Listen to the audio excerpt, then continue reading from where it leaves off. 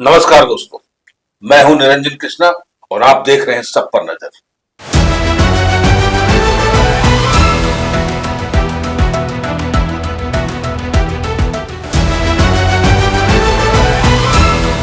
मामला है जमीन विवाद से रिलेटेड। अब सवाल उठता है कि जमीनी मामला कितना हद तक सही है और कितना हद तक गलत है।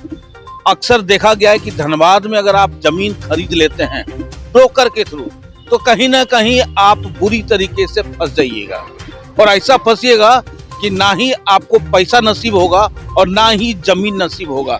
ऐसा ही एक केस सामने आया है। अभी हम लोग खड़े हैं धनसार थाना में और यहाँ पे एक ऐसा मामला आया जहाँ पे जमीन से रिलेटेड एक लड़का जिसका नाम उत्तम कुमार है, वो करीब 13 वर्ष से परेशान है अपने जमीन को लेकर के। जो 2.5 कट्ठा जमीन जो है अगला एक ब्रोकर के थ्रू लिया था और उसके तहत उसका म्यूटेशन भी हुआ, रजिस्ट्री भी हुआ, ऑनलाइन भी चढ़ गया, लेकिन आज तक ब्रोकर ने उसका पोजीशन नहीं दिया। अब सोचिए उस बंदे का क्या हालत होगा। मैं उस बंदे से मिलवाता हूँ। आइए, सबसे पहले अपना परिचय दीजिए। मेरा नाम उत्तम कुमार शर्मा। अच्छा, एक छोटा सवाल दीजिए कि आप किसके माध्यम से जमीन लिए थे?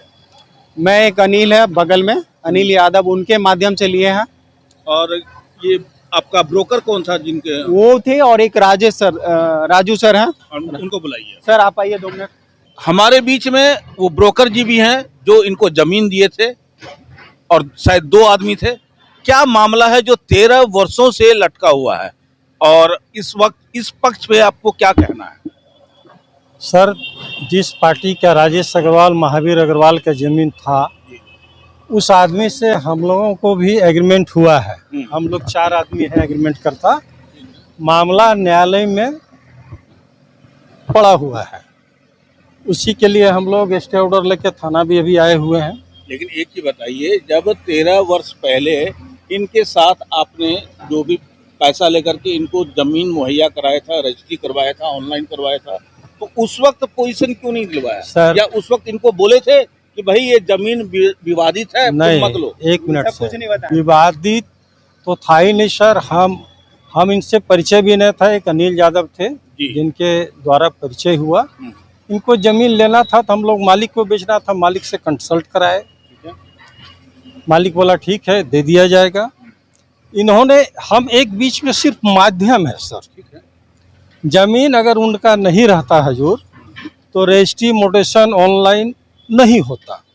रजिस्ट्री यहाँ तक बात हम आपकी बिल्कुल मान रहे हैं, लेकिन अब यहाँ मामला कहाँ फंस रहा है ये कि आखिर उसका पोजीशन क्यों नहीं दिया ये गया? सर, यही तो मामला हुआ ना सर। जब हम लोग भी उसमें 60 कट्ठा उसी मालिक से हम लोग भी एग्रीमेंट कराए, जी, जिसमें हम हैं, हमारे साथ 3 सहयोगी है, बलराम महतो है, राजकुमार सिंह है, संजीव सिंह। हम लोग 4 आदमी मिल करके पूरे जमीन को एग्रीमेंट कराए खरीदने के लिए। ठीक है। एग्रीमेंट कराने के बाद जब जमीन पर हम लोग जाते हैं और 1 महीना तक किसी तरह का नहीं, धान का खेत था सर, 1 तार गड्ढा था। हम लोग पहले मट्टी समतल कर दे, फिर प्लॉटिंग करके जो जो अपना लिया उसको दिया जाए, बाकी हम लोग अपने रखेंगे। हुआ क्या सर, जब सारा चीज ये हो गया तो महेंद्र साहू कहते हैं आकर के कि भाई इसमें जमीन मेरा पड़ता है। वहां से विवाद उत्पन्न हुआ। विवाद, ये घटना कब का है? ये घटना सर लगभग 10-11 साल तो हो गया। वहाँ एक विवाद होता है। विवाद होने के बाद बोले कि ठीक है सर, यदि आपका है तो ये मालिक हम लोगों को कैसे एग्रीमेंट कर दिए। 1 एकड़ जमीन, 7.5 कट्ठा रजिस्ट्री मोटेशन ऑनलाइन सब कुछ हुआ और हम लोग 70 वर्ष से अप टू डेट पेपर उनके नाम से देखे। हम लोग 4 आदमी मिल करके मालिक डायरेक्ट 3 आदमी को रजिस्ट्री किए। ठीक है। अब बाकी जो जमीन बचा सर, वो हम लोग 4 आदमी को एग्रीमेंट किए कि हम लोग वो एग्रीमेंट वाला जमीन के तहत जो है इनको आपने म्यूटेशन नहीं। हाँ। एग्रीमेंट वाला तहत के नहीं, इनका जमीन कटने के बाद मान लीजिए सर, ध्यान दीजिए, 1 एकड़ 3 डिसमिल का प्लॉट है। मालिक 2 आदमी का रजिस्ट्री कराया, मोटेशन ऑनलाइन 2 आदमी रजिस्ट्री करने के बाद जो जमीन बचा, वहाँ जमीन पर जाने लायक नहीं था, गड्ढा था, खेत था। ठीक है। तो हम लोग जो है सो सब जमीन 4 आदमी मिल करके मालिक को कहें कि आपको बेचना है तो हम चारों को दे दीजिए। मालिक हम लोग से पैसा लेके एग्रीमेंट किया। एग्रीमेंट करके हम लोग पैसा कौड़ी खर्च किए, खर्च करने के बाद जमीन समतल कराए, उसके बाद सर विवाद उत्पन्न हुआ और मामला कोर्ट में लग गया। यही तो है। आइए अब जानते हैं कि मामला यहाँ तो कोर्ट में लंबित हो गया। नेचर ऑफ लैंड का हिसाब से जमीन जो है विवादित था। जो लेने वाले यानी कि जो एग्रीमेंट होल्डर है उसे भी नहीं पता था। जब वो वहां पे गया तब समझ में आया कि मामला जो है कहीं ना कहीं पेचीदा है, और उस पेच के चक्कर में उत्तम बाबू फंस गए। उत्तम जी जरा इधर आइए आप। अब आपका क्या कहना है? हमारा कहने का मतलब है कि हम इतना दिन से परेशान हैं। हमको चाहिए ज़मीन चाहिए, क्योंकि आदमी को होता है कि अपना भी एक घर हो, जो अपना बोलता है सपनों का घर बने। 13 साल से आधा जिंदगी तो हम साला खत्म कर दिए, तो कहाँ से कुछ कर पाएंगे? आदमी काम करे कि कोर्ट कचहरी के चक्कर में दौड़े? अब एक ही बताइए कि आज जो आपके सामने ये जो मामला जो खुलासा हुआ, इससे पहले आपको क्या जानकारी दिया गया था? जानकारी दिया हुआ था कि फलना आदमी का जमीन है, फलना आदमी बेच दिया और उसमें हम खरीद लिए। तो दोनों पार्टी का झगड़ा था या विवाद था, जो भी समझ सकते हैं। उसके बाद जब हम इनके पास जाते थे, ये चल रहा वो चल रहा, कुछ ना कुछ इस डेट बताते रहते थे कि फलना झगड़ा कर दिया, वो जमीन पे हम गए थे तो ऐसा हो गया, लाठी निकाल दिया तो ये निकाल दिया। और अभी 13 साल हो गया, अभी तक कुछ फैसला नहीं हुआ।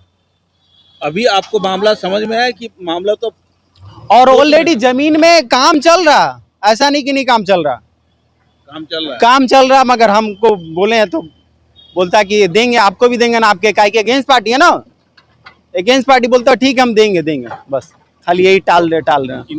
इनका कहना है कि भाई विवादित होने के बावजूद भी काम चल रहा है जमीन में। आपका क्या? इधर आ जाइए प्लीज। हम लोगों को जानकारी नहीं कि काम चल रहा है। जब हम लोगों को जानकारी हुआ तो कोर्ट से पेपर निकाल के लाके थाना को दिए कि काम को रोक दिया जाए, मामला न्यायालय में है। अब सवाल तो यहाँ एक ही उठता है ना जी कि आप जब तक नहीं निकलिएगा तो ये भी नहीं निकल पाएगा। जी तो क्लियर बात है जी।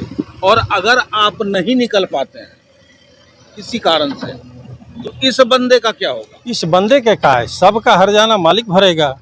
कौन मालिक भरेगा? जमीन ओनर, जो जमीन का ओनर है खास। ये कब तक भरेगा? जब तक मामला न्यायालय में, वो तो नहीं सुनेगा ना वो सर। तो बोलेगा न्यायालय 25 साल मालिक भी नहीं रहे, उस कंडीशन में क्या होगा? उस कंडीशन में तो हम खुद फंसे हुए थे, हम क्या बोले? हम जमीन ओनर नहीं ना है सर। आप ध्यान दीजिए। एग्रीमेंट होल्डर हैं आप? नहीं, हमने एग्रीमेंट होल्डर नहीं है। हाँ। हम सिर्फ एक माध्यम थे, जैसे आप ही से परिचय है, हम इनका भी माध्यम नहीं थे। इनका बगल में एक है जो दोस्त है मेरा, वो भी खरीदा, ये भी खरीदा, हम लोग सब कोई मिलके खरीदा और सब कोई फंस गया। सब कोई, हम लोग कोई ब्रोकर नहीं है सर।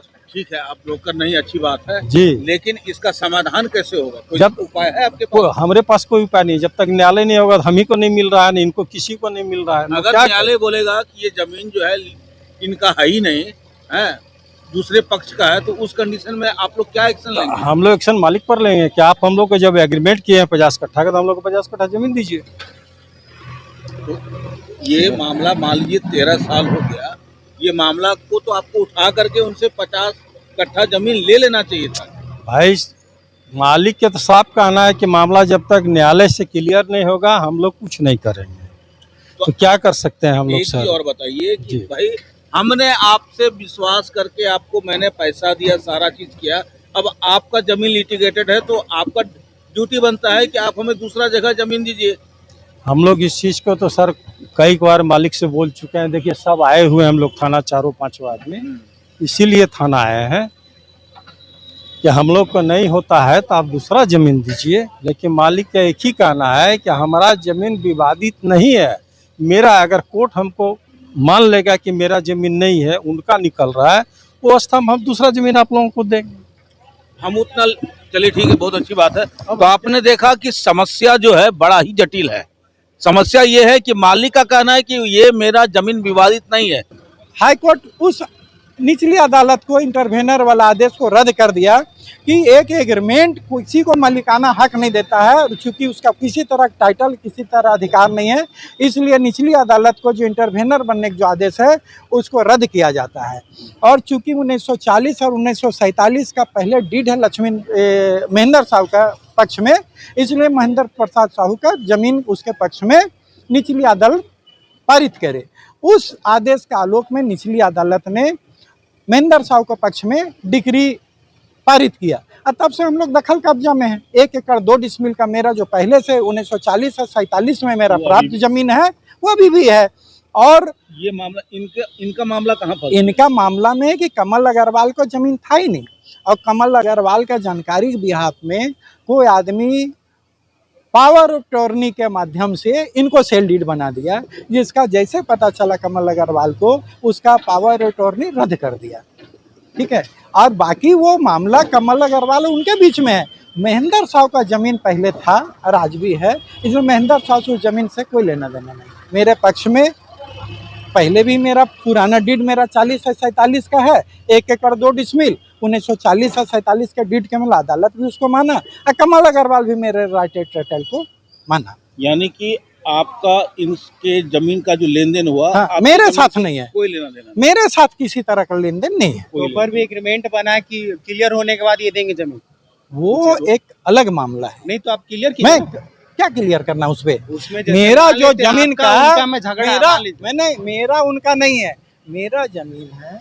हम कब बेचेंगे, किसको बेचेंगे, कितना में बेचेंगे, ये मैटर तो कोई मतलब नहीं है। ठीक है, ये है मेरा टाइटल का डिस्प्यूट था, मेरे पक्ष में टाइटल का डिक्री आया है, वो डिक्री के आलोक में हम वहाँ जमीन में कब्जा है। बाकी बाद इस लोग फिर कोई अपील उपिल में शायद जाने को प्रयास कर रहा है, लेकिन कोई जमीन मेरा एक चीज कहना है हाँ। कि ठीक है आप अपना जमीन तो एक्वायर कर लिए, हाँ, कोर्ट ठीक ने है, भी आदेश पारित कर दिया। लेकिन हाँ, इनका कहना है कि भाई आप इन्होंने जिनको पैसा दिया है, जिनके साथ जमीन का किया है, उनके साथ क्या क्या ताल्लुकात हुआ है, ये मामला पक्षपाती होने के बाद, चूंकि अभी विपक्ष वाले लोग हमको पता नहीं है, थाना में आवेदन दिया है, किस पर क्या केस किया नहीं किया इसके विषय में जानकारी नहीं है। थाना हमको बुलाया गया था, आप अपना पक्ष रखिए, हमने अपना पक्ष रखा। 1940 से 47 से प्राप्त मेरा जमीन है, मेरे नाम पर रसीद मोटेशन था, दखल कब्जा में मेरा एक रूम बना हुआ है और उसका सारा हमारे पास रेंट रिसीट मिला हुआ है।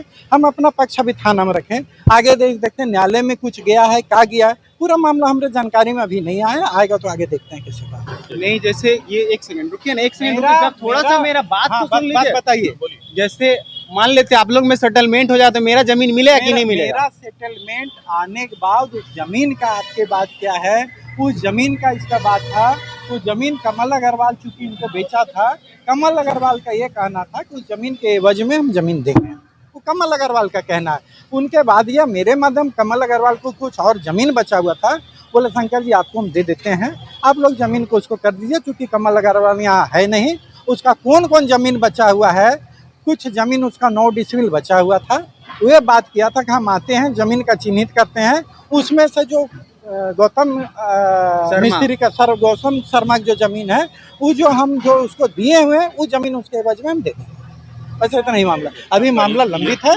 आज 13 साल हो चुका है और 13 साल के दरमियान में अभी तक कोई भी क्लेरिफिकेशन कोर्ट के माध्यम से नहीं हुआ। अंततः ये सभी लोग थाना आए हैं कि वहां पे जो काम चल रहा है कंस्ट्रक्शन का या जो भी काम चल रहा है उसे रोका जाए, लेकिन वहां से इस बंदे का यानी कि उत्तम कुमार का जमीन उसके हाथ में आने वाला नहीं है, क्योंकि जब तक कोर्ट का फैसला नहीं हो जाता है तब तक किसी को जमीन नहीं मिलेगा। लेकिन उसके बाद जमीन मिलेगा नहीं मिलेगा ये सवाल खड़ा कर रहा है। आखिर जो मालिक है अग्रवाल जी जो हैं, अग्रवाल जी इतना अगर विलम्ब कर रहे हैं तो शायद आप कुछ कहना चाह रहे थे, बोलिए। जैसे जमीन मालिक से ही बात हुई है कि अगर बोले हैं कि अगर जो भी पार्टी जीतता है, मान ले अगेंस्ट पार्टी या जो भी जीतेंगे, चाहे जो भी जीतेंगे, हम तुमको 2.5 कट्टा जमीन देंगे, इस पे हम आशा किए हुए हैं। मान लीजिए कि ये 25 साल के बाद जो है कोर्ट का फैसला आएगा, तब आप क्या कीजिएगा बताइए जरा। क्या करेंगे ऐसे में? तो समझे में नहीं, उतना तो इंतजार नहीं करेंगे हम, क्योंकि ऑलरेडी 13 साल तो इसी बर्बाद हो गया। इसीलिए शादी ब्याह नहीं किया, पता है आपको कि साला घरे दुआर ना तो बना के रहेंगे कहाँ से। बहुत सही बात है। तो देखा, कहता है कि अपने दिल की बात हम किसको सुनाएं। जब मामला फंस जाता है तो आदमी बुरी तरीके से उलझ जाता है, वो ना घर का रहता है ना घाट का रहता है। तो धनबाद में अगर आपको जमीन लेना है तो आप सोच समझ के लीजिएगा और जरा कागज पत्तर और जमीन सारा चीज चेक करने के बाद ही लीजिए, अन्यथा उत्तम कुमार की तरह आप भी कहीं उलझ ना जाएं और बुरी तरीके से फंस ना जाएं, इस बात का संज्ञान जरूर रखिएगा। आप देख रहे हैं सब पर नजर। धन्यवाद।